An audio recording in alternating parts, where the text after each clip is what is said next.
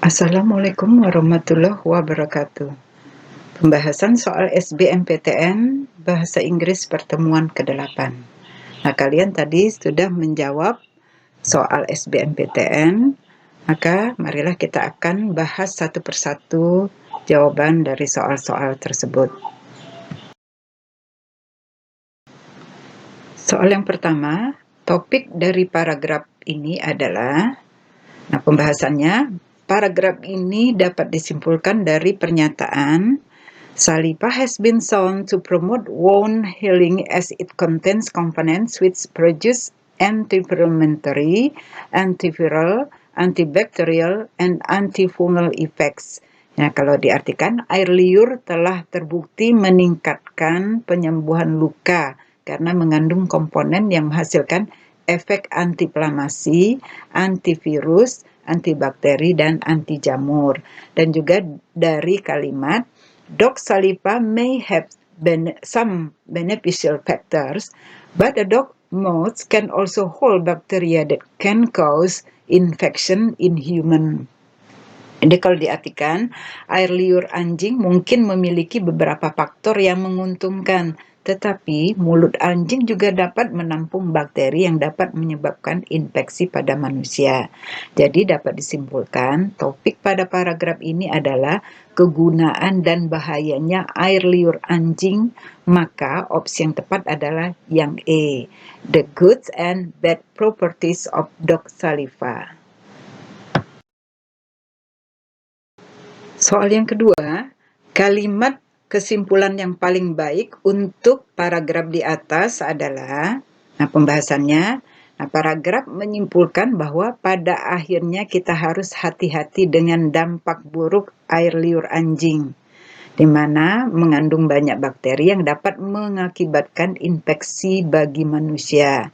Atau, finally, we have to be aware of the bad properties of dog saliva. Maka opsi yang tepat adalah yang D. Nah, kalau yang A itu, oleh karena itu, untuk menghindari infeksi, janganlah membiarkan anjing menjilat Anda.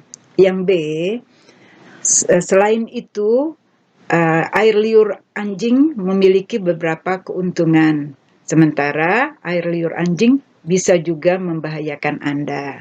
Kalau yang C, jadi seperti halnya air liur binatang lain, air liur anjing ini berbahaya bagi luka. Yang E, namun kerusakan atau bahaya yang disebabkan oleh air liur anjing ini melebihi keuntungannya. Jadi yang tepat itu adalah yang opsi D.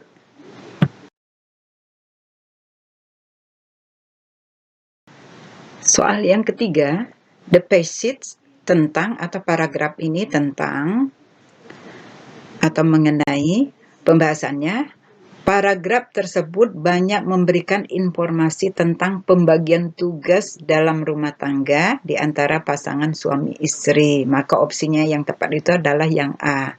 Nah, kalau yang B ya, berbagai kesulitan pada tugas rumah tangga. Yang C, kesenjangan antara teori dan praktek. Yang D, pasangan itu memperoleh uang untuk keluarga. Yang E, berbagi gaji di dalam rumah tangga. Jadi yang tepat itu adalah yang A, berbagi tugas rumah tangga di antara pasangan.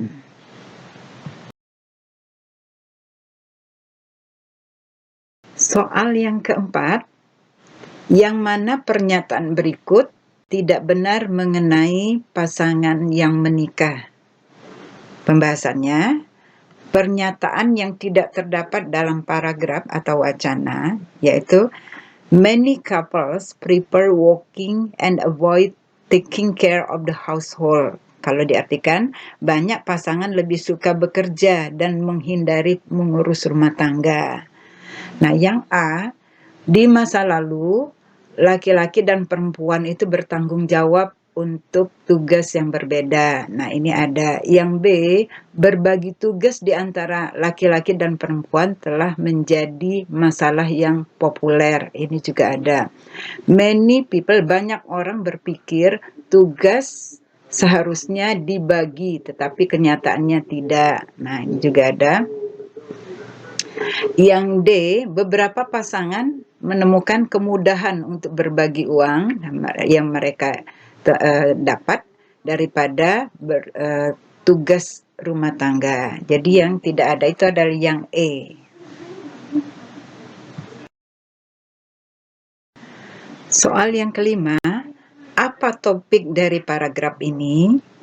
Pembahasannya, dalam wacana dijelaskan mengenai mobil tenaga listrik serta keunggulan-keunggulannya seperti electric cars do not pollute the air. Maka opsi yang tepat adalah D, electric cars. Nah, kalau yang A, ini polusi dan bahan bakar yang mahal. Yang B, baterai mobil listrik.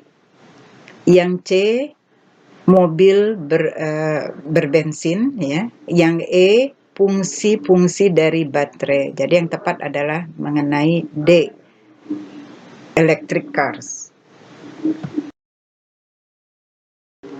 Soal yang keenam, dibandingkan dengan mobil berkekuatan bensin, mobil listrik adalah, pembahasannya, dijelaskan pada kalimat ketujuh, electric cars are not as fast as gasoline-powered cars, and they cannot travel more than 150 miles or 270 kilometers. Jadi mobil listrik itu tidak secepat mobil bertenaga bensin dan tidak dapat menempuh jarak lebih dari 150 mil atau 270 km.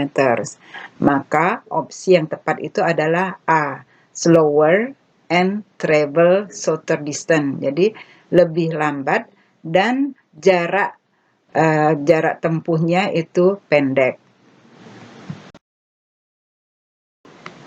Soal ketujuh, apakah kamu merencanakan acara untuk reuni SMA kita sendiri? Jawabannya no, titik-titik. Nah, pembahasannya, materi soal ketujuh ini mengenai causative have. Causative have ini adalah kata kerja have yang menyebabkan orang lain atau bisa juga kata benda lain melakukan pekerjaan. Nah, rumus causative have yang biasa diartikan menyuruh ini ada dua. Yang pertama, subject have plus objek aktif. Nah, kalau dia aktif, maka objeknya adalah orang. Plus infinitif tanpa to, maksudnya kata kerja pertama. Contohnya, I have the students do the assignment. Saya menyuruh murid-murid mengerjakan tugas. Jadi do, ya, tidak ada to-nya. Kemudian pola atau rumus yang kedua, subject plus have plus objek pasif. Nah, di sini objeknya adalah benda plus kata kerja ketiga atau verb 3. Nah, sebagai contoh, I have the assignment done by the student. Saya menyuruh tugas dikerjakan oleh murid-murid. Nah, jadi yang paling tepat adalah untuk kelima opsi di atas adalah I had Adi do it. Saya menyuruh Adi untuk mengerjakannya. Maka opsi yang tepat adalah B.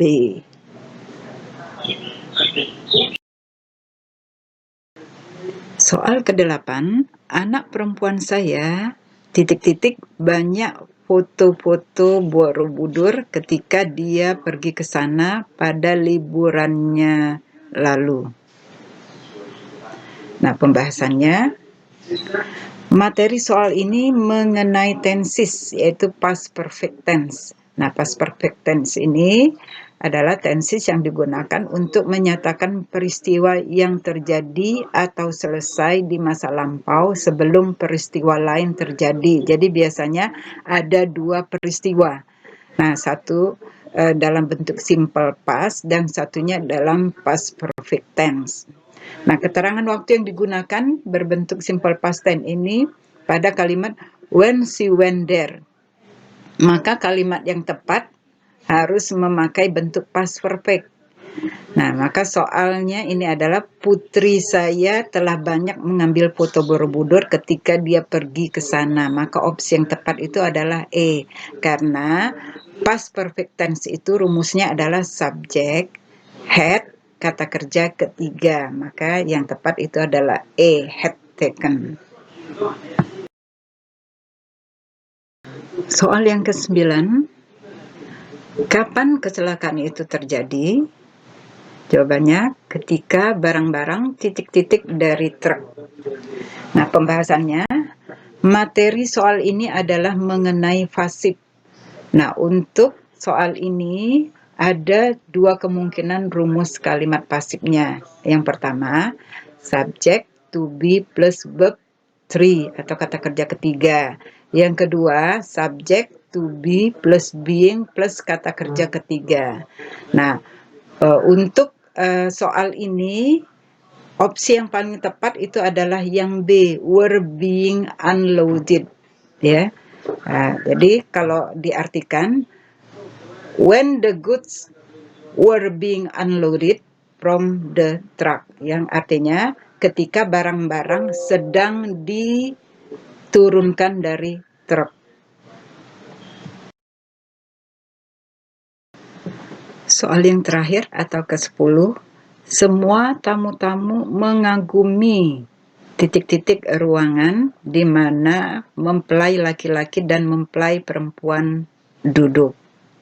Pembahasannya, nah untuk menerangkan kata hall gedung ini pada the titik-titik hall ini dibutuhkan adjektif atau participle verb ing atau verb 3, kata kerja 3. Jadi pilihan yang tepatnya itu ialah the beautifully decorated, yang artinya ruangan atau gedung yang didekorasi dengan indahnya. Maka opsi yang tepat adalah A, beautifully decorated.